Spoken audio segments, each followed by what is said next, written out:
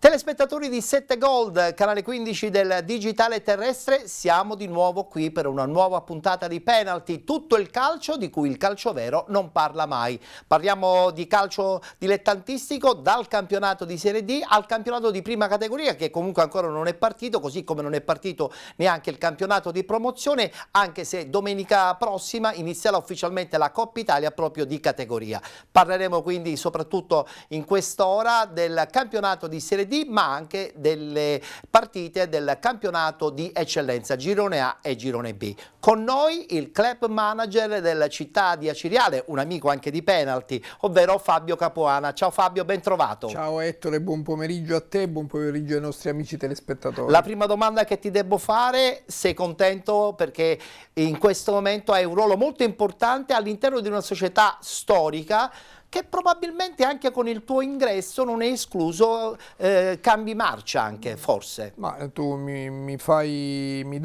attribuisci anche troppa, diciamo, enfasi, ma io sono felicissimo perché è una grande opportunità, perché la Aciriale Calcio, ricordiamo che è una società molto, ma molto blasonata, con un passato importantissimo, e quindi per me oggi farne parte, essere all'interno dell'organigramma della Aciriale è un grande onore, oltre che un grande piacere. Ci siamo legati immediatamente con tutte le figure che compongono l'organigramma, in primis con il presidente Di Mauro, che sta facendo grandissimi sacrifici per questa società. Tra l'altro settimana scorsa abbastanza travagliata per il presidente, dico bene? Ma è stata una settimana molto difficile per accadimenti, come già ho detto in conferenza stampa nel post gara con il Savoia. È stata una bellissima partita, tra le altre cose. Tra poco ne parleremo anche. È stata una settimana punto di vista molto turbolenta, travagliata. Abbiamo cercato di ammortizzarla nel migliore dei modi e non perdo l'occasione qui davanti ai moltissimi tuoi telespettatori di ribadire la vicinanza ad un uomo che investe così tanto per il calcio, e oggi in Serie D, che è quasi professionismo, se ribadisco non è già professionismo, infatti trovare persone che possano investire nel mondo del calcio è quasi fantascienza. Basta pensare alla situazione anche di Messina, che si è ingarbugliata in queste ultime ore, e quindi non è esclusa una sua esclusione, giro di parole, dal campionato di Serie D, ma di questo avremo modo anche di parlarne, perché apriamo ufficialmente la nostra trasmissione e guardiamo subito la schermata dei risultati di domenica. Domenica è stata certamente una giornata molto interessante, con qualche risultato anche a sorpresa. Pareggio tra Città di Aciriale e Savoia, 1-1 il risultato finale. Milazzo Nuovi Gea Virtus 2-2. Paterno Calcio Gelbison 0-0, Regina 1914 batte Nice FC 1-0, pareggio tra San Biase e Castrum Favara, vince 2-0 il Città di Gela contro il Ragusa Calcio, vince pure l'Athletic Club Palermo contro la Vigor Lamezia 2-1, pareggio tra Enna Calcio e Vibonese Calcio, ed infine la San Cataldese che cade in casa proprio contro il Messina, perde 3-1 la squadra di Pidatella. Guardiamo la classifica, dopo solo 2 giornate, certamente la classifica ancora è da prendere con le pinze. Al primo posto Città di Gela, Gelbison, Nuovi Gea Virtus, Vibonese Calcio, Castrum Favara e Athletic Club Palermo con 4 punti. 3 punti per Regina 1914 e Vigor Lamezia, con 2 punti abbiamo Lenna, il Milazzo, Savoia 1908. 1 punto per Città di Aciriale, Nice FC, Paterno Calcio, Ragusa Calcio, San Biase e San Cataldese. Il Messina, che è partito con ben 14 punti di penalizzazione,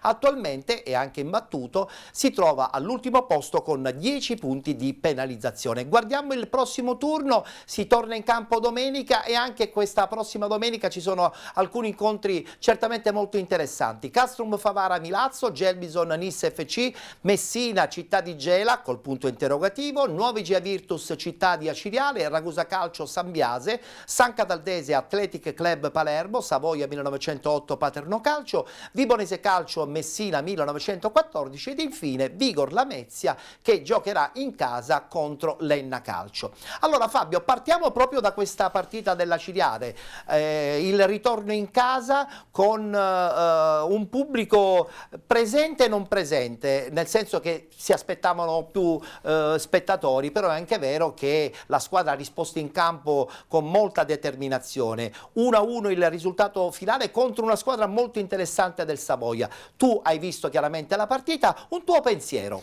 Ma io la squadra ho visto delle ottime trame di gioco, la squadra ha risposto, ha tenuto ottimamente il campo contro un avversario di tutto rispetto, così come hai detto tu, e quindi questo ci deve far capire che la dirigenza sotto l'aspetto tecnico ha lavorato molto bene perché ha allestito una rosa di tutto rispetto. Io sono convinto che noi ci toglieremo molte soddisfazioni. Riguardo alla presenza di pubblico, come sai benissimo, dico ormai è notoria la situazione. Purtroppo la situazione purtroppo è notoria, ci sono delle difficoltà con una frangia di tifosi che noi stiamo cercando di limare, stiamo cercando di azzerare questi angoli, questi spigoli per poter tornare a un clima di armonia e di serenità che è quello che fa bene al calcio. Chiaro. Su questo ci aiuteranno sicuramente, ci potrebbero aiutare i risultati, ma ci potrebbe anche aiutare la piena disponibilità di tutte le parti a far sì che si torni a vivere il calcio e lo splendore che Acireale ha sempre avuto nel mondo del calcio. Il tuo ruolo di club manager ti fa aprire tante porte anche in quelli che sono i rapporti con le istituzioni, però a primo acchitto devo dirti che guardando questo Tupparello in questo momento, insomma, ho qualche cosa da ridire. Che cosa è successo? Perché questo campo, che è storico, in erba naturale, si trova in queste condizioni? Si è sottovalutata la posizione dell'Aciriale in prospettiva Serie D? Oppure evidentemente, non lo so, qualcuno doveva curare questo manto che poi invece non è stato curato? Ma guarda, io intanto ti devo dire che le immagini tradiscono moltissimo perché io ho calpestato l'erbetta personalmente prima della partita e non... Mi sembra un po' spelacchiato però. Sì, ma le condizioni non sono così per come si vede. Ovvio che una manutenzione andava fatta in maniera preventiva. Il Presidente nelle settimane precedenti all'esordio ha lavorato fino a 2 giorni prima, affidando anche a ditte, investendo personalmente per far sì che ci sia una rivitalizzazione del manto erboso e stiamo lavorando in questo senso. Abbiamo invitato anche l'amministrazione che tra l'altro collabora perché ci sono Hai già avuto un primo contatto anche, ho saputo, sì, con il sindaco? Assolutamente sì, più di uno, per cercare di fare altri tipi di interventi, ma non escludiamo insieme a tutta la società quello di fare degli interventi ben più grandi, perché è la stessa piazza, perché Acireale ha un pubblico molto intanto esigente, ma che comprende anche che tutto passa dalle strutture. Chiaro. E quindi diciamo che un restyling generale al nostro stadio, al Tupparello, sarebbe una cosa che tutti gradirebbero. Quindi va disturbato un certo tipo di politica insieme all'amministrazione, con il quale cercheremo di avere un rapporto sempre migliore per cercare di intervenire sulle strutture in generale. Assolutamente. Devo essere sincero, perché tu mi conosci, io sono una persona che... Assolutamente, infatti a primo acchitto devo darti questa mia impressione, però poi magari molto peggio di ciò che si vede. Tant'è vero che lo stesso direttore sportivo del Savoia, nella sua intervista, quando gli è stato detto dai suoi cronisti, gli è stato detto ma la palla rimbalzava male, ha detto no, il campo anzi essendo in erba naturale era più che decoroso e queste problematiche non sono state gravissime, perché non lo è. Assolutamente. Abbiamo lavorato in tal senso prima della gara, te lo assicuro, con grande impegno da parte degli addetti ai lavori. Ci credo, assolutamente. È stata una partita che vi ha visto sotto all'inizio, poi c'è stato questo recupero, a dimostrazione che il carattere di Coppa poi alla fine insomma viene anche accalappiato dai suoi giocatori e quindi poi messo in campo con quell'energia che vi ha portato anche al pareggio. Sì, io penso sotto l'aspetto tecnico e tattico, penso che la squadra abbia fatto vedere delle ottime trame di gioco.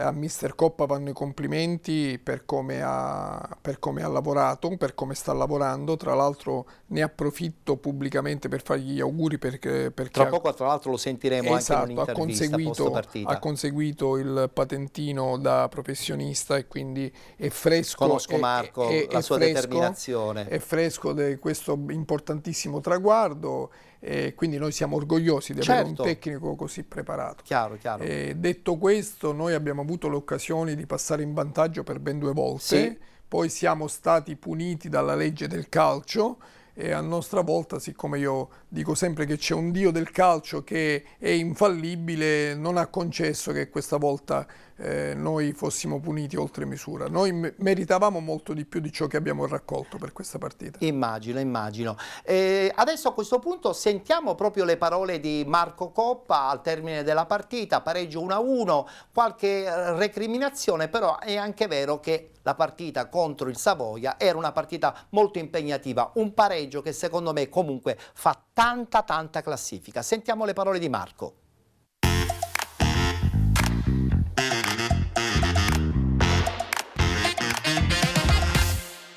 Ho fatto i complimenti ai ragazzi perché è stata una bellissima partita, giocata bene dalla Cireale, giocata bene anche dal Savoia, però ho voluto fare i complimenti perché hanno dimostrato, hanno confermato quello che avevano fatto già di buono alla Lamezia, però oggi credo con una differenza, nel senso che abbiamo alzato il livello di qualità, il livello di intensità e anche il livello di atteggiamento se ce ne fosse bisogno, per cui ripeto, ho fatto i complimenti perché oggi il risultato, noi giochiamo per i punti e per cui non posso dire che non conta, però credo che la prestazione vada al di sopra del risultato. Noi alla Lamezia non dovevamo uscire con 0 punti per la prestazione che abbiamo sfornato e credo che oggi sarebbe stata un'ingiustizia uscire dal campo con 0 punti, per cui se mi fai questa domanda ti dico assolutamente sì, il direttore ha ragione, noi non abbiamo i punti che meritavamo fino ad oggi, poi non ho la presunzione di dire che dovevamo vincerle entrambe le partite, però sicuramente non avremmo dovuto mai perdere né quella di Lamezia né tantomeno oggi. Se la partita fosse finita 1-0 per il Savoia non sarebbe stato qualcosa di, credo, totalmente giusto, per cui mi auguro che poi vengano scritte le cose che sono realmente successe e non le cose che probabilmente vogliamo interpretare a modo nostro. Ritengo che, visto anche gli altri risultati, pretendere che alla seconda giornata si vedino soltanto delle cose belle o delle squadre che siano assolutamente perfette, credo che per qualsiasi allenatore dovrebbe essere un campanello d'allarme. Stiamo lavorando tutti gli allenatori per tentare di costruire qualcosa e raggiungere un obiettivo sotto il profilo del gioco, sotto il profilo della personalità, però pensare che alla seconda giornata o alla terza giornata sia tutto perfetto credo che sia presuntuoso da parte mia e da parte di chi dovesse pretenderlo. Era dunque la voce di Marco Coppa, adesso vi aspetto una partita impegnativa contro la Nuova Igea Virtus. Sì, assolutamente sì, domenica sarà una bellissima gara, tra l'altro devo dire che l'arrivo del presidente onorario Bonina ha dato molto entusiasmo alla piazza, hanno allestito un'ottima rosa, so che c'è una tifoseria molto calorosa, sono freschi di un... Se ne parla molto bene di questa Nuova Igea di quest'anno. Una società molto seria, farà molto bene. Un ambiente pulito, sano, è stato un bel derby domenica col Milazzo, sì. Ho visto cose belle, sarà molto dura per noi ma venderemo cara la pelle sicuramente. E poi soprattutto lo spettacolo deve essere la cosa più importante, ma no? assolutamente. E credo che sotto questo punto di vista queste due compagini potranno dare certamente molto spettacolo. C'è tanta storia in questa gara, È vero, è vero. Tanta Serie C soprattutto. Esatto. Guardiamoci il servizio, il pareggio proprio nel derby peloritano tra Milazzo e Nuova Igea Virtus.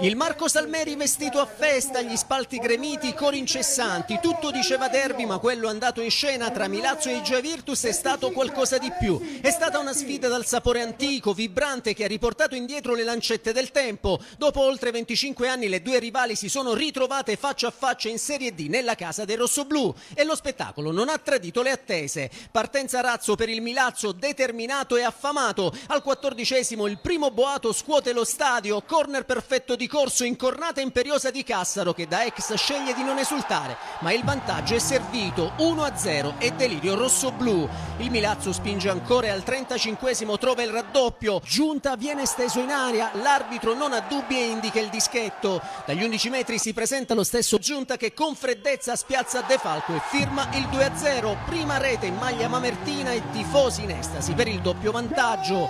L'Igea prova a reagire sul finale di tempo, Della Guardia ci prova di testa, ma la mira è alta. Nella ripresa le emozioni non mancano, l'Igea tenta di rientrare con Samaché che sfiora il gol di testa. Dall'altra parte Giunta risponde con palla che accarezza il palo alla sinistra di De Falco che blocca, poi Cassaro ci riprova in girata ma senza fortuna. Al 62° però la gara cambia volto, Maltese si fa espellere dal fischietto di Crema per un fallo di reazione ai danni di Moschella, lasciando l'Igea in 10.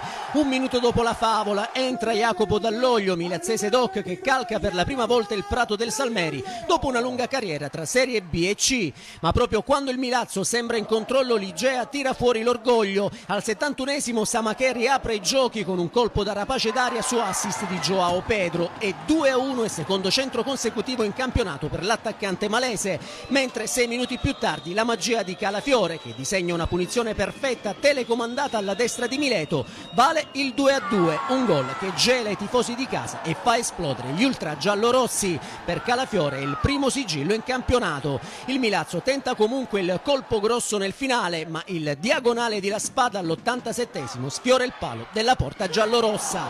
Dopo 5 minuti di recupero il triplice fischio sancisce la fine di un derby spettacolare. Milazzo 2, IGEA Virtus 2, Mamertini a quota 2 punti, giallorossi che salgono a 4, ma oggi i numeri contano poco, a vincere è stato il calcio, quello vero. Un derby che profuma di storia, un'emozione che resterà nella memoria del Salmeri e che ha dimostrato ancora una volta quanto la passione possa essere più forte di ogni risultato.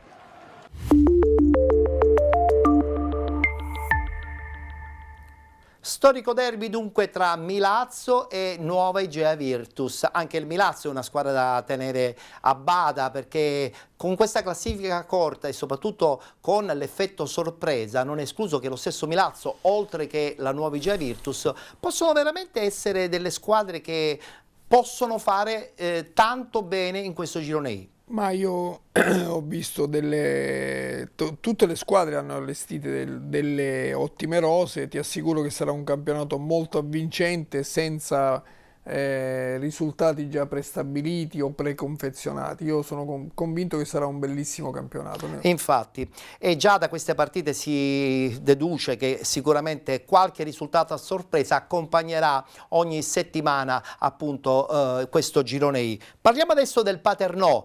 Anche lì una situazione ingarbugliatissima, si parla addirittura di un nuovo allenatore dopo la prossima domenica e tutto questo credo che non faccia bene al gruppo di Paternò, ancora attardato in classifica. Pareggia 0-0 con la Gelbison, guardiamoci il servizio.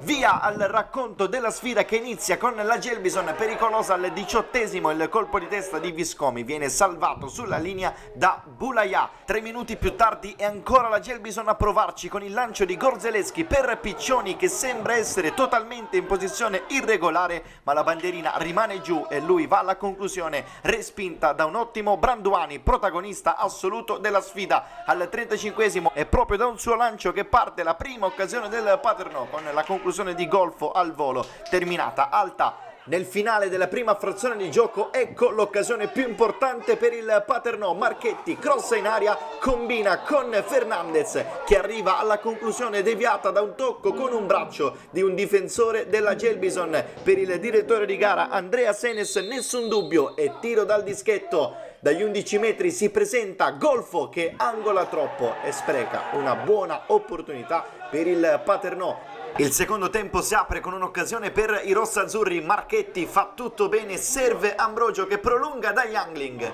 conclude il 29 non trovando lo specchio della porta. All'11° altra triangolazione perfetta del Paternò con Boulaya che arriva alla conclusione, deviata in calcio d'angolo. In questa occasione il numero 9 si fa male ed è costretto al cambio. Al 22° la Gelbison troverebbe la rete del vantaggio, ma il direttore di gara Senes annulla per fallo in attacco ai danni di un giocatore rossazzurro. Al 32° ecco l'episodio chiave della sfida. Piccioni conclude, Branduani effettua una super parata ed evita la rete della Gelbison. Al 40° Garvin Gagianci si mette in proprio, combina con Kouassi che poi cerca una soluzione alternativa, invece decide di andare tutto da solo, conquista l'auto di destra, poi mette in mezzo dove la difesa della Gelbison allontana. Questo l'ultimo lampo del match, una buona prestazione del Paternò che esce con un punto da Lentini e con una prestazione che avrebbe sicuramente convinto anche il pubblico paternese.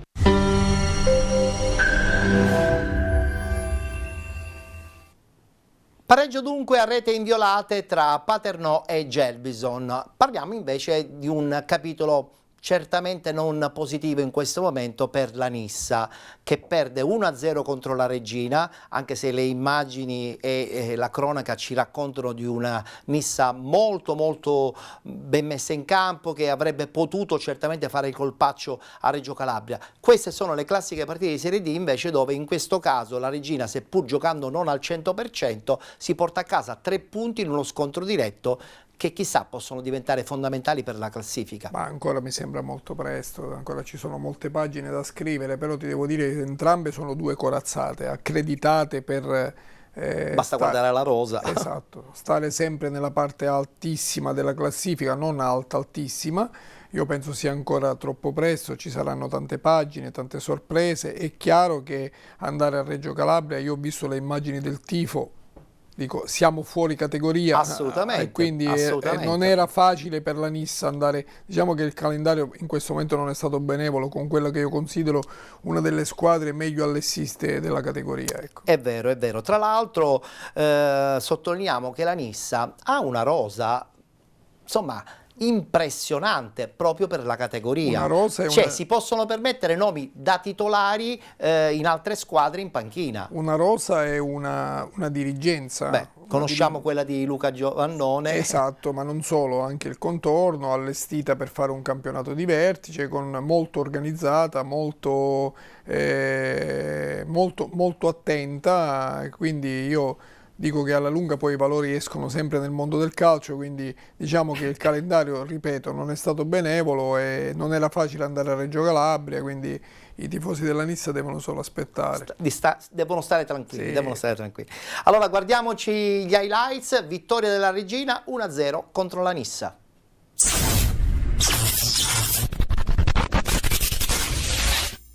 E adesso sì che si può partire, mettetevi comodi perché c'è Regina Nissa. Occhio a Ragusa, c'è spazio per entrare in aria. Ragusa, raddoppiato da Rapisarda che poi scivola. Ragusa, palla dentro, Ferraro, rete!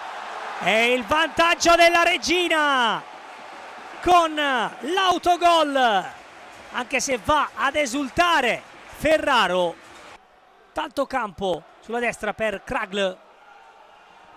Dall'altra parte sta arrivando De Felice, Diaz col tacco meraviglioso, Palermo, dall'altra parte c'è De Felice, a tu per tu, De Felice! L'ha messa fuori De Felice, occasione clamorosa per la Nissa. Adesso buono il gioco a 2 a liberare Diaz, Diaz in area di rigore, Diaz! Palla fuori, occasionissima Nissa, c'è lo spazio per Barilla che si butta dentro, Barilla il sinistro! Creuso in angolo, palla dentro, salva la difesa del Nissa, poi ancora un cross, male Creuso, Ferraro, la palla è dentro, no, e occhio al contropiede dall'altra parte perché c'è Kragl a tu per tu, Kragl sbaglia tutto, Kragl, errore clamoroso, succede di tutto al Granillo. Occhio a Ferraro, vince un duello, Ferraro sterza, Ferraro, vediamo se punta, fa girare il mancino, secondo palo, Ragusa, dentro per Montalto, su assist diventa quasi una conclusione, la palla sfila sul secondo palo, finisce fuori, ma non c'è più tempo, la Regina trova i primi 3 punti di questo campionato e lo fa grazie a una ottima prestazione.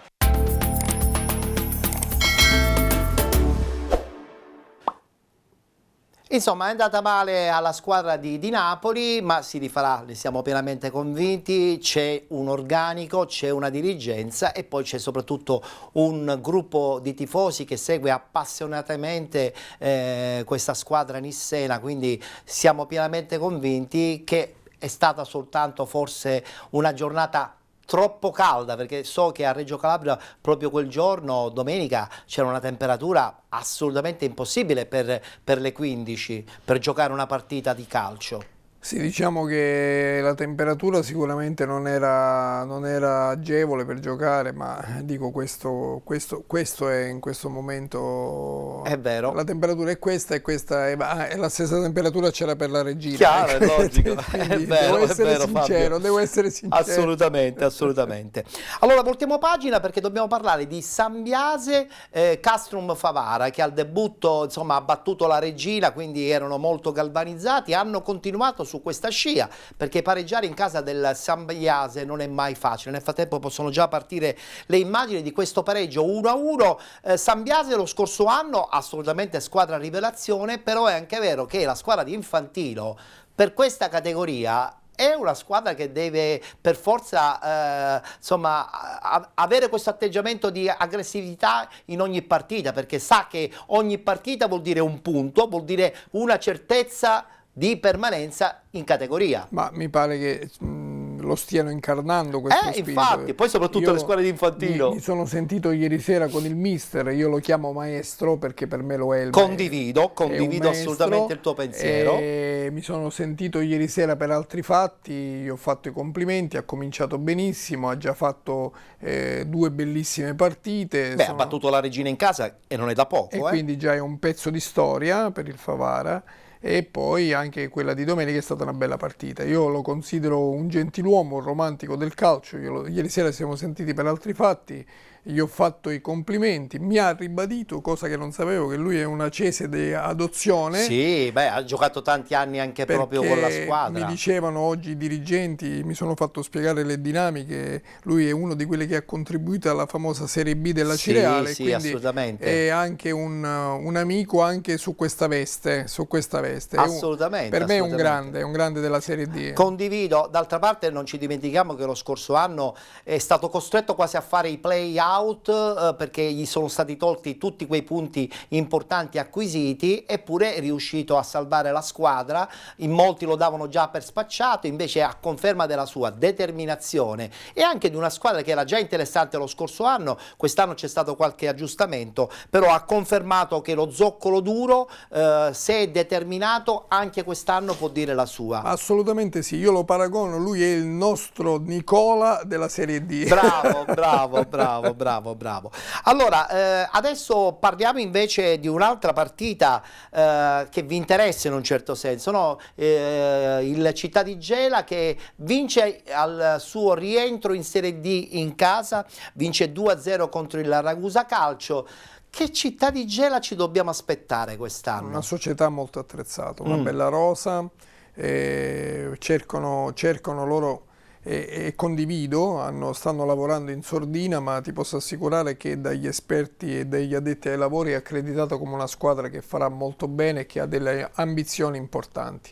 Tenendo presente che tra l'altro Gaspare Cacciola non è l'ultimo della categoria, no? Non mi sembra proprio. Assolutamente, ha già vissuto anche piazze importanti, non ultimo quella di Siracusa, sempre in Serie D. Sa il fatto suo. E poi c'è questo entusiasmo, non ci dimentichiamo che insomma il Gela per moltissimi tantissimi anni ha fatto la Serie C quando era solo Serie C e non C1 C2, quindi la storicità della società ci fa pensare che quest'anno, anche con l'innesto di questi nuovi dirigenti, noi la scorsa settimana abbiamo avuto il direttore sportivo Aurelio Lobianco, che con molta umiltà, un grande amico, ha lavorato bene in sordina, veniva dalla delusione dell'Athletic, ha ripreso in mano un po' anche il suo curriculum sotto questo punto di vista. Ha fatto bene perché lo merita, è un grande professionista. Sta lavorando veramente molto bene e sono sicuro che questo Gela può rappresentare probabilmente la mina vagante, no? Lo sarà, lo è, lo Sei sarà. convinto anche tu? Sì, assolutamente sì. E poi Aurelio è ripeto, un grande professionista, merita. Si giocherà benissimo le sue carte perché ha sempre lavorato bene con serietà e professionalità. Hanno inserito in squadra in pianta stabile, ne è diventato addirittura il capitano Sarao, che è un nome certamente molto apprezzato e conosciuto nella categoria, quindi questo cosa ci fa pensare? Che loro stanno costruendo uno zoccolo forte che possa insomma contrabbattere magari i momenti negativi in cui la squadra probabilmente dovrà subire nel corso di una lunga stagione come quello di Serie D. Aurelio nella sua grande esperienza ha buttato le basi per un progetto importante e quindi per ammortizzare quelli che saranno i momenti di difficoltà della stagione. Io sono convinto che il Gela farà una bellissima stagione. Assolutamente mi trovi d'accordo su questo tuo pensiero e voglio parlare adesso proprio dell'Athletic Club Palermo che debutta al velodromo. Mi devi dare un tuo pensiero, nel frattempo partono le immagini di questa bella vittoria. Ma è stato sicuramente un'emozione grande perché Palermo aspettava anche la seconda squadra. Che finalmente è arrivata.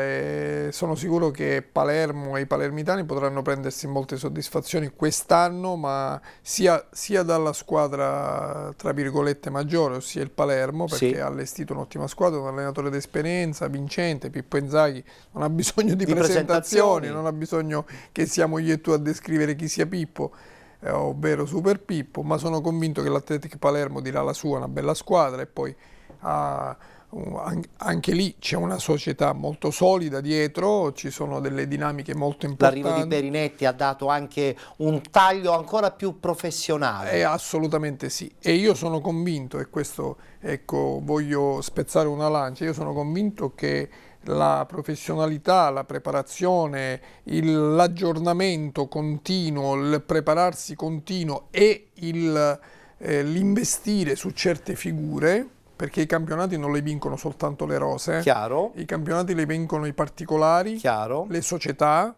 i dirigenti soprattutto, i dirigenti, che sono ciò che c'è dietro portante. E molte volte anche la cura dei particolari e questo fa sì che ci sia la differenza con le altre squadre. Ma infatti sull'Athletic Club Palermo Perinetti non ha bisogno di presentazione, no, ma l'idea dell'Athletic Club Palermo nata appunto un paio di anni fa è stata sempre quella di crescere stagione dopo stagione. Io ne parlavo spesso con il presidente Conte. Loro non avevano subito l'esigenza di andare in Serie D, loro dovevano costruire il percorso per andare in Serie D, lo hanno fatto. Questo deve servire anche da sproro anche per tante altre realtà che magari pensano di avere tutto subito e invece credo che tutto questo va costruito stagione dopo stagione con il miglioramento non soltanto dal punto di vista tecnico ma anche e soprattutto dal punto di vista dirigenziale. Tu sei un dirigente di scala nazionale e quindi puoi giustamente confermarmi, credo che questo mio pensiero è fondamentale. Assolutamente sì, anche perché l'idea di vincere e fare cose belle ce le abbiamo un po' tutti. E però poi devono essere supportati da fatti e da persone che fanno degli investimenti importanti.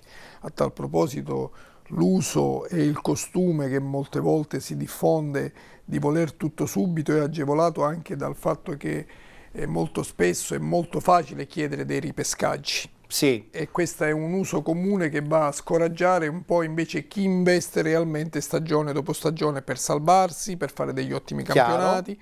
E invece l'Athletic Palermo ha voluto fare sempre con una programmazione attenta, accurata, ha voluto sempre fare delle cose per bene, e poi si è ritrovata questo risultato, e avendo una struttura societaria dietro forte. Non dimentichiamoci che tra l'altro ha un settore giovanile di grande qualità e una squadra femminile anche, per cui la Polisportiva Athletic Club non dimenticare Palermo... anche ci sono anche dei miei grandi amici tipo Rosario Badalà ed altre persone che stanno investendo sul calcio a 5, quindi è di fatto una società che sta investendo a largo raggio. È un nuovo polmone sportivo tutto palermitano, esatto, dove nessuno li sta contrastando. Stanno facendo un bel no, ci sono molte no, società. nel senso che rispetto a Catania un paio di anni fa ci fu il boicottaggio da parte di tutti nei confronti di una seconda squadra, che in quel caso era l'Atletico Catania, mentre invece in questo caso a Palermo l'idea di avere una seconda squadra che possa arrivare anche tra i professionisti oppure vivere e produrre in Serie D non è stato per niente ostacolato. Ma assolutamente, soprattutto dai tifosi. Ma assolutamente, io penso che non ce ne siano le motivazioni, perché una città come Palermo, con il bacino di abitanti che ha, è quasi fisiologico che ci sia una squadra, tra virgolette, dove poter investire diversamente. Quindi io penso che sia quasi una necessità fisiologica. Sul fattore del settore giovanile ti dico che, se mi sarà consentito, faremo anche un grande intervento su Acireale, perché io sono sempre dell'idea che bisogna investire moltissimo sui giovani e sui settori giovanili. Dobbiamo scrivere nuove pagine, nuove regole, che portino non a fare campionati di facciata perché determinate regole lo impongono, ma vanno fatti degli investimenti importanti, perché non possiamo, io certe volte cito spesso i miei figli perché è la vita, quindi quando tu torni a casa io torno a casa. Chiaro. Non si può sentire che magari faranno 18 anni senza aver visto un mondiale. È qualcosa di, su questo, guarda, qualcosa di osceno. È qualcosa di impensabile. Sotto l'aspetto, soprattutto per chi ama il calcio. È qualcosa di osceno, quindi noi abbiamo il dovere, i dirigenti e soprattutto chi fa calcio da tanti anni, il dovere di intervenire fortemente su questo aspetto. Chiaro. I settori giovanili sono la base di ogni società. E su questo discorso credo che sia necessario una progettazione seduti a tavolino, soprattutto con chi di calcio ci vive, perché è stato un campione del pallone, perché è stato un dirigente, perché è stato un allenatore. Ma con chi scrive le regole e con chi scrive anche le regole. Con chi scrive le regole. È vero, è vero. Allora, voglio continuare a parlare di questa Serie D che, appunto, come ho detto proprio in apertura, continua a regalare sempre grosse emozioni. Le emozioni dell'Enna, secondo me, sono palpabili. Società rinvigorita, con dei risultati positivi, dopo la salvezza dello scorso anno con Passiatore, confermato in panchina, un'Enna che comunque pareggia in casa contro la Vibonese, che non è una squadretta di poco conto. Guardiamoci il servizio.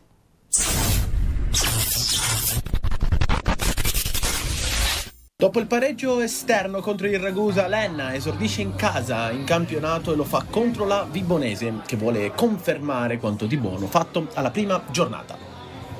La partita inizia con l'Enna molto propositivo. Al secondo minuto Donato distratto lavora benissimo questo pallone, la conclusione però non trova fortuna e finisce alta sopra la traversa. Comincia a spingere anche la Vibonese, la prima occasione c'è la Musi Hernandez che sfiora il gol del vantaggio. La palla diventa ancora una volta giocabile per Di Giglio, che fa una giocata da fenomeno assoluto. La conclusione poi non trova fortuna e finisce tra le mani di Testagrossa. Al minuto numero 13 Balla lavora questo pallone per Musi Hernandez, la sblocca così la Vibonese, il numero 10 la mette perfettamente sulla testa del numero 6. L'Enna però non demorde e continua a dare problemi alla Vibonese, ci prova Donato distratto in due occasioni. Alla fine Ferilli in due tempi riesce a bloccare e ad evitare il gol del pareggio. Continua però soprattutto Donato distratto a regalare degli sprazzi di giocate personali veramente incredibili. Qui palla al piede, riesce a mettere questa palla sulla sinistra, la deviazione poi porterà al calcio d'angolo per l'Enna. Al minuto numero 20 la pareggia l'Enna di Modugno, va per occhiuto, la legge malissimo Ferilli e l'Enna dunque pareggia così la gara. Ci pensa occhiuto sull'assist di Modugno. Qui però tante le responsabilità dell'estremo difensore della Vibonese, che legge malissimo questa palla regala così il gol del pareggio a Lenna, che non demorde e continua a spingere. Billy Camara qui se la studia perfettamente, esce di poco il suo destro. Ancora una volta qui Pedicone con una grande giocata personale, il pallone arriva nuovamente da distratto, è lui il faro di questa squadra. La fine dell'azione si conclude con la presa facilissima di Ferilli. Al minuto numero 35 ci pensa la Vibo, però a rendersi pericoloso ancora Musi Hernandez. Prova a impensierire nuovamente Testa Grossa e non riesce. Balla al minuto numero 40 lavora un'altra grande palla proprio per Musi Hernandez, che non riesce a schiacciare di testa. Una grandissima palla di Balla. Finisce così il primo tempo tra Enna e Vibonese, un risultato di 1-1. Il secondo tempo invece riparte con la Vibonese ancora una volta fortissima, sempre con Musi Hernandez che non riesce a metterci la testa, cosa che fa pochi minuti dopo ancora sul cross di Balla. Sembra il replay del gol dell'1-0. La Vibonese ritorna in vantaggio, Balla per Musi Hernandez. E dunque i rossoblu tornano in vantaggio e restano in vantaggio anche grazie a un miracolo di Ferilli che evita il gol del 2-2 dell'Enna, che continua a spingere. Qui la palla diventa poi buona per Distratto, che si appoggia da Dadic, il suo sinistro però non trova fortuna e finisce lontanissimo dalla porta difesa da Ferilli. Continua però a premere Lenna, era solo una prova quella di Dadic, che al minuto numero 82 scala un missile terra-aria spaventoso e porta comunque Lenna a pareggiare la sfida con la Vibonese. Ci pensa un giocatore straordinario con un gol straordinario. Dadic pareggia i conti tra Enna e Vibonese. Al minuto numero 90 però serve anche l'intervento di Testa Grossa per evitare il 3-2 della Vibonese sul calcio di punizione di Balla. Nel finale ancora Musi Hernandez non riesce a inquadrare la porta, sarebbe stata la tripletta del numero 7. Finisce così al generale Gaeta. Enna e Vibonese si dividono la posta in palio del prossimo turno. I gialloverdi faranno visita al Vigor Lamezia.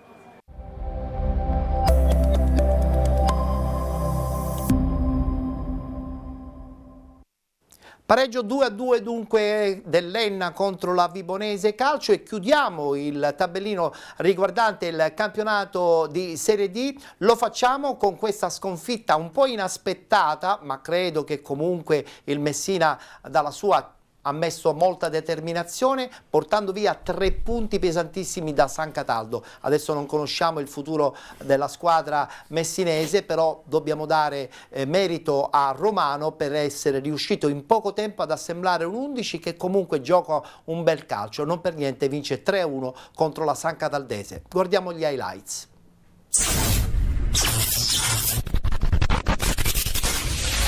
Buon pomeriggio, benvenuti allo stadio Valentino Mazzola di San Cataldo. Va in scena San Cataldese Messina, gara valida per la seconda giornata del campionato di Serie D Girone I. San Cataldese reduce dalla sconfitta di misura in casa della Nuova Egea Virtus. Messina invece reduce dallo 0-0 contro l'Athletic Palermo. Andiamo con le formazioni. Messina di mister Pippo Romano, che scende in campo con Sorrentino, Garufi, De Caro, Zucco, Reis, Tesia, Trasciani, Orlando, Ivan, Bombaci, Rosecchi. San Cataldese di mister Orazio Pidatella, che schiera invece la Cagnina, Pisciotta, Ferrigno, Viglianisi, Castro, Idrissù, Dall'Oro, Chironi, Sandonà, Viscuso e Mulè. L'arbitro è il signor Marco Calabrò della sezione di Reggio Emilia. Attendiamo il fischio del direttore di gara, che arriva in questo momento. È iniziata San Cataldese Messina. C'è un duello perso dal giocatore del Messina, Chironi all'indietro, Viglianisi di testa, appoggia per Viscuso, Viscuso che prova la conclusione, arriva la rete! E c'è il gol dell'1-0! Conclusione velenosissima di Giorgio Viscuso, che va a festeggiare sotto la curva. Apertura sulla sinistra dove c'è Dall'Oro, che può ricevere e può andare via al primo avversario, salta anche il secondo, mette un cross basso, Castro riesce a controllare, pallone però allontanato, Viglianisi che prova la conclusione da fuori, pallone che si spegne al lato, rimessa laterale per Rosetti in area, ribattuto, poi Chironi allontana, arriva il duplice fischio del direttore di gara, non c'è nessun cambio per la San Cataldese. Si parte, comincia il secondo tempo di San Cataldese Messina. Ancora in avanti il Messina, il tentativo di conclusione tentato da Aprile, risponde bene la Cagnina. il cross verso il secondo palo, Ivan di testa, la Cagnina riesce a intervenire e poi Pisciotto allontana. Poi Mulè, attenzione che qui sbaglia clamorosamente, il pallone per Azzara che prova la conclusione, la palla non entra, arriva invece il pareggio. Va Chironi sul secondo palo, Sanzona! E Castro! Attenzione perché c'è una segnalazione di fuorigioco del secondo assistente dell'arbitro sul colpo di testa di Mattias Castro. Punizione da circa 25 metri per il Messina. Va Zara! Ancora salta l'uomo 3, prova la conclusione e trova il gol del 3-1. Arriva il triplice fischio del direttore di gara. Termina qui il match. San Cataldese 1, Messina 3.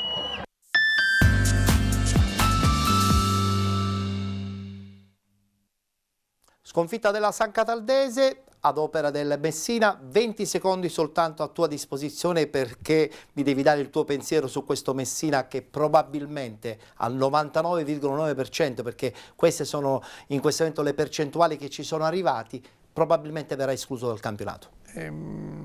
Mi dai un grosso colpo al cuore perché Messina è una piazza importantissima, io sono molto legato effettivamente a quei colori, a quella città, e quindi io penso che andavano fatti ancora più sforzi e sacrifici per salvare quel nome, per salvare quella piazza.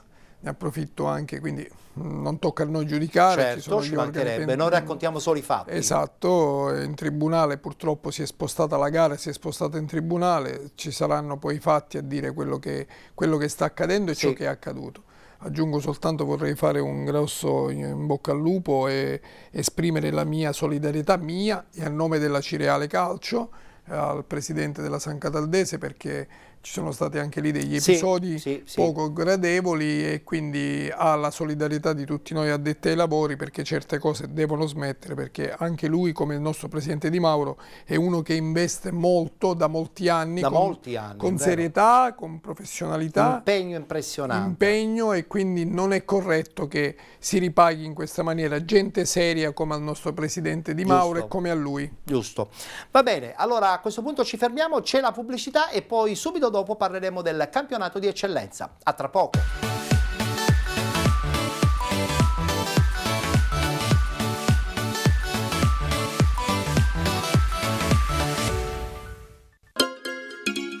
Benvenuti da Giada Immobiliare.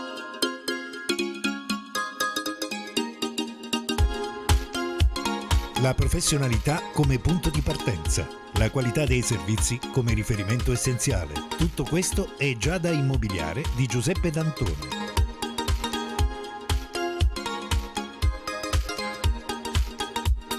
Servizi di compravendita ed affitti, supporto per concessioni mutui e consulenza finanziaria ed inoltre assistenza a partecipazione ad aste giudiziarie e consulenza tecnico-legale. Giada Immobiliare, via Etnea 734, Catania. Info 095 61 74 981 oppure 095 61 74 973. Visita il sito con le nostre proposte www.giada-immobiliare.it. Giada Immobiliare, insieme a te per comprare e vendere.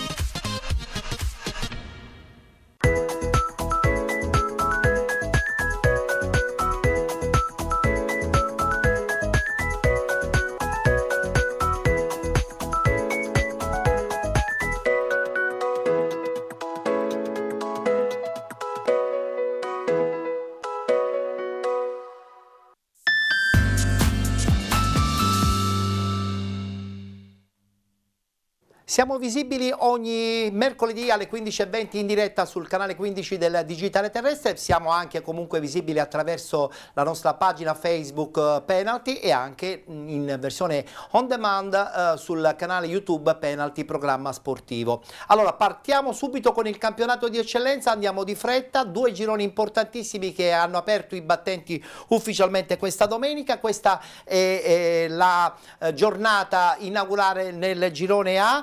I risultati sono questi: Castellammare Calcio batte 90-011 Bagheria 1-0, Parmonval batte San Giorgio Piana 3-0, Bagheria Calcio batte Accademia Trapani 1-0, pareggio tra Don Carlo Misilmeri e Partini Caudace, vince 5-0 il Licata contro la Folgore Castelvetrano, 1-0 del Montelepre Calcio contro il CUS Palermo, vince il Camarat 3-0 contro il Città di San Vito Lo Capo ed infine Unitas Sciacca nello scontro più importante della domenica contro il Marsala che pareggia 1-1. Guardiamo la classifica, anche se è molto semplice, si è giocata soltanto una partita, in testa Licata, Camarat, Parmonval, Bagheria Calcio, Castellammare e Montelepre Calcio con 3 punti. Con un punto Don Carlo Misilmeri, Marsala 1912, Partini Caudace ed Unitas Sciacca ed infine tutte le altre con 0 punti. Diamo anche uno sguardo in maniera molto veloce del turno che sarà di scena domenica prossima, domenica 21. Fabio, un'eccellenza dove in questo momento Marsala ha investito tantissimo, ma anche e soprattutto l'Unitas Sciacca credo che voglia dire la sua in questo girone A. Che campionato prevedi? Ma l'anno scorso, partiamo dall'anno scorso è stato rispetto agli anni precedenti sono stati 2 bei campionati di eccellenza. Sì. Molto più seri delle volte passate, perché ci sono state delle defianze importanti in passato che hanno falsato un po'. Quest'anno sarà anche un bellissimo campionato. C'è dentro anche il Licata, ho dimenticato. C'è il Licata, mi perdona Lillo ma ti devo Bonfatto. dire che sarà anche molto la sorpresa, sarà pericoloso andare a giocare a Bagheria. Bagheria ha investito molto bene, sì. È un bellissimo campionato. Finalmente con il nuovo campo. Dirà la sua mister Guida a Montelepre, dirà anche la sua, è un bellissimo campionato. È un bellissimo girone ingarbugliato. Molto avvincente. Molto avvincente. Guardiamoci gli highlights, il pareggio appunto nel big match di questo girone del campionato di eccellenza, pareggio 1-1 tra Unitas Sciacca e Marsala 1912.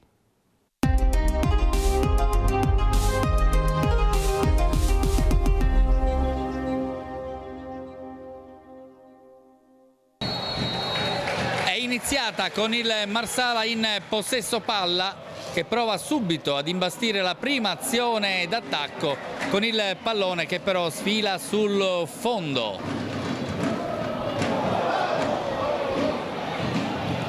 Un errore del portiere e allora Sferruzza prova subito con questo tiro, non freddo, l'attaccante azzurro poteva sicuramente far meglio. È lungo il lancio all'interno dell'area di rigore, pericolosissimo, scuffia, tantissima confusione e poi il pallone buttato incredibilmente fuori.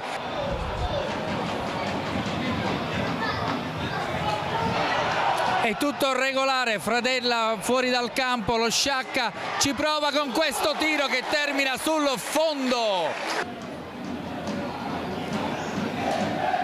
Pallone allargato su Manno, sull'out di destra, prova ad entrare in aria, la sua frenata, il cross al centro, il tiro a volo, la parata di Elezai con il pallone che termina sul fondo. Arriva il fischio del direttore di gara, pallone lunghissimo sul secondo palo e poi l'arbitro fischia un calcio di rigore per il Marsala, calcio di rigore e anche un cartellino giallo. La rincorsa di Sferruzza, il suo tiro e la parata di Elezai non cambia il risultato, esultano i tifosi dello Sciacca. Attacca il Marsala con il nuovo entrato Costa che la mette subito al centro, libera la difesa in maniera un po' maldestra. Costa, il tiro e il palo di Costa, ancora il Marsala che ci prova. Ancora il Marsala che attacca sull'out di sinistra, il pallone per Costa, termina a terra, altro calcio di rigore per il Marsala, altro tiro dagli 11 metri, questo ci appare molto più netto rispetto il primo, ancora il risultato di 0-0, eccolo, pronto alla battuta. Il tiro e la rete, il Marsala in vantaggio con Costa, sblocca il risultato la squadra lilibetana che si porta in vantaggio. Costa.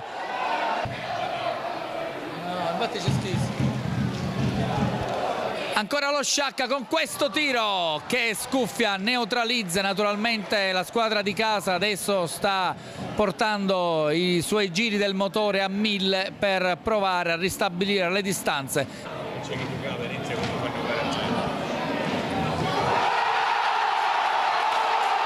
Ed è gol, lo Sciacca pareggia con una azione rocambolesca, infortunio di Scuffia.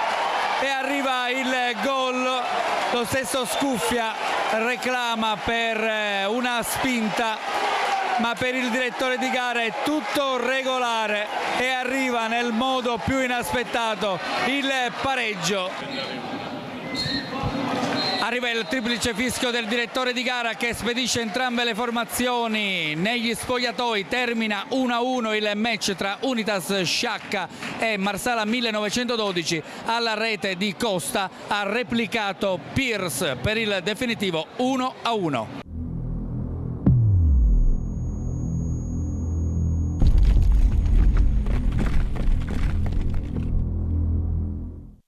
E chiudiamo lo spazio eccellenza guardando subito i risultati del girone B. Eccola qua la schermata. Atletico Catania 94 Via Grande che pareggia in casa contro il Modica Calcio 1-1. Giarre Calcio Leonix Bet 1-1. Vince la Leonzio fuori casa 2-1 contro la Nebros. Vince anche il Rosmarino, anche a sorpresa contro il Vittoria 2-1. 3-0 del Gioiosa contro l'SC Palazzolo.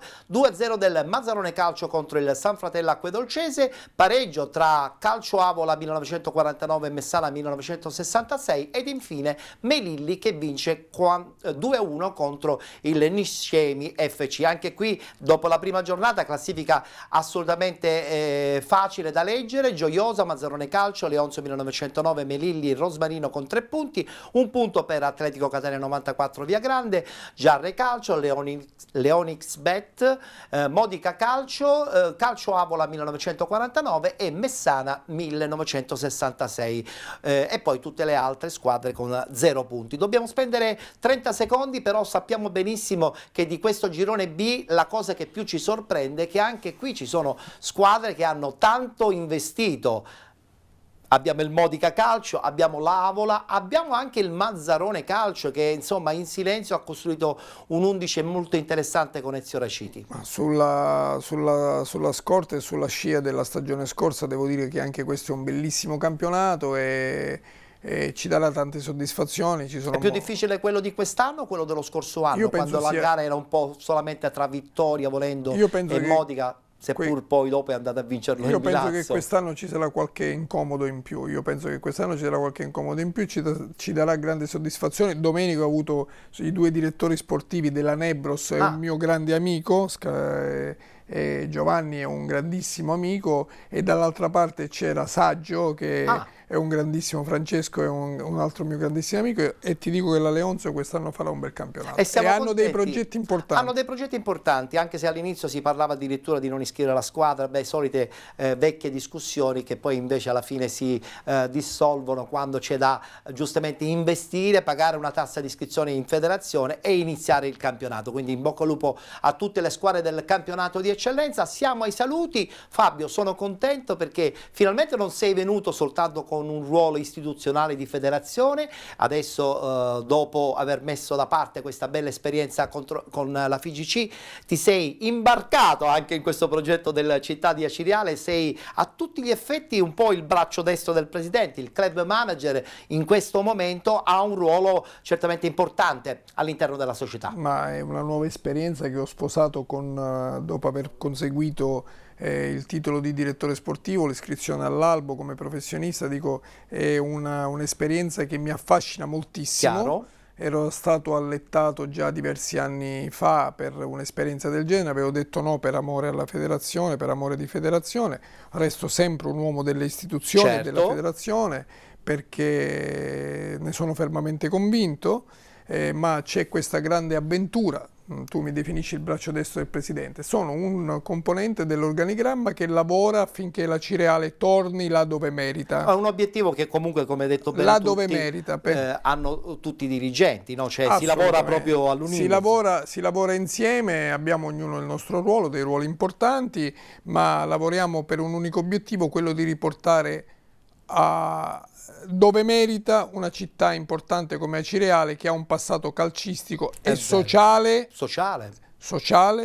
di grande rilevanza nella nostra Sicilia. E sono sicuro che ci riuscirete. Poi insomma c'è la grande disponibilità da parte anche appunto di tutti i vostri gruppi che lavorano intorno, dal settore giovanile ai magazzinieri, e poi anche chiaramente dal punto di vista tecnico con l'impegno di Coppa a 360 gradi. Grazie Fabio, buon lavoro. Ettore, è sempre un piacere stare da te. Grazie anche a te. Un saluto a te e ai tuoi telespettatori. Grazie a Fabio Capuana, club manager del Città di Acireale, ospite oggi all'interno della nostra trasmissione, che si chiude qui. Vi ricordo che ci rivedremo chiaramente puntuali la prossima settimana, il mercoledì, come al solito alle 15:20 in diretta sul canale 15 del Digitale Terrestre. Se volete rivedere questa puntata, o la pagina Facebook Penalty oppure sul canale YouTube Penalty Programma Sportivo. Grazie per essere stati con noi, appuntamento alla prossima settimana.